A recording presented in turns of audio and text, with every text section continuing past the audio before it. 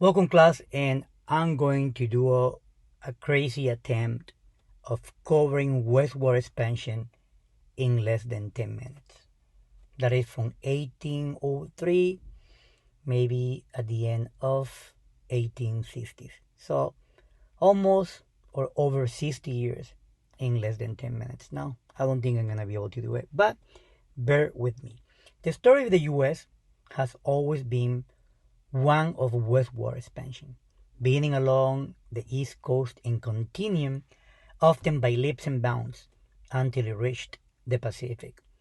That is what Theodore Roosevelt described as the Great Leap Westward. The acquisition of Hawaii and Alaska is not usually included in discussions of American expanding the nation westward. It's more connected to the principle of manifest destiny. In manifest destiny was the notion that Americans and the institutions of the US are morally superior, and therefore Americans are morally obligated to spread those institutions to the rest of the world. Even before the American colonies won their independence from Britain, settlers were migrating westward into what are now the states of Kentucky and Tennessee, as well as part of the Ohio Valley and the Deep South. Westward expansion was greatly aided in the early 19th century by the Louisiana Purchase in 1803, which was followed by the Corps of Discovery expedition that is generally called the Lewis and Clark Expedition.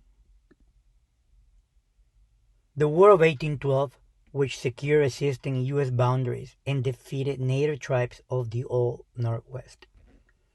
The region of the Ohio and Upper Mississippi valleys, and the Indian Removal Act of 1830, which forcibly moved virtually all native people from southeast to the present states of Arkansas and Oklahoma, a journey known as the Trails of Tears.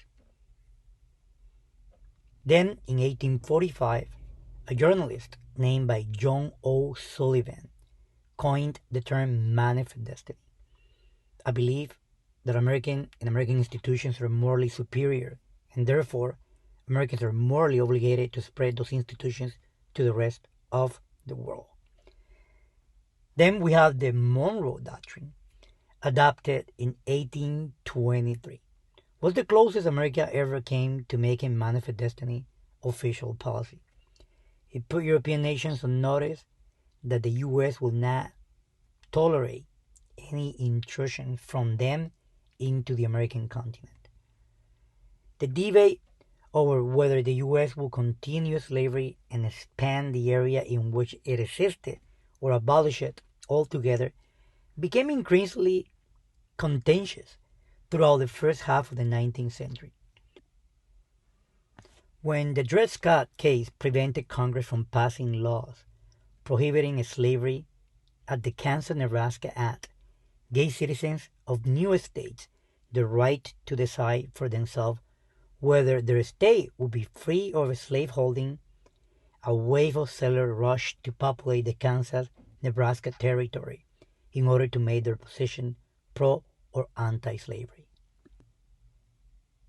In 1845, with President James Cole, the debate over slavery intensified after the Republic of Texas was annexed and new lands acquired as a result of the Mexican War, an agreement with Great Britain that gave the U.S. sole possession of portion of the Oregon Territory. The question of slavery was only settled by the American Civil War and the passage of the 13th Amendment to the Constitution prohibiting slavery. When gold was discovered in California, acquired through the Treaty of Guadalupe Hidalgo that ended the war with Mexico in 1848, a wave of gold seekers arrived to California. The California gold rush was a major factor in expansion west of the Mississippi.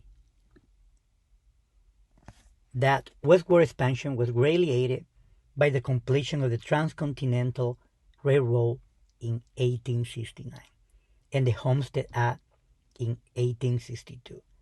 The Homestead Act provided free 160-acre lots in the unsettled West to anyone who will file a claim, live on the land for 5 years, and make improvement to it, including building a house.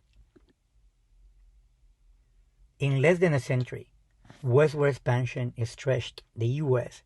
from a handful of states along the east all the way to the Pacific. The acquisition of Hawaii and Alaska in the mid-19th century has assured Westward Expansion will continue into the 20th century. The great losers in the westward wave were the Native Americans. So we can call this progress, but every time that you hear the word progress, there's always going to be someone who's going to be losing. And the great losers in this westward wave were the Native American tribes. Displaced as new settlers moved in, they lost their traditional way of life and were relegated to reservations. However, Westward Expansion provided the U.S. with vast natural resources and ports along the Atlantic, the Pacific, and Gulf Coast for expanding trade, key elements in creating a superpower that we are today. So I wanted to close with Manifest Destiny, because Manifest Destiny also described a changing social order and represented the physical embodiment of growth, expansion, and what make America modern. It was not just an inevitable physical movement west, but also a cultural watershed of hope and optimism. Today, the same metaphor applies to digital expansion in a time of great social and technological changes. Over the past 20 years, the internet has gone from merely changing the way we get through the day to defining our way of life.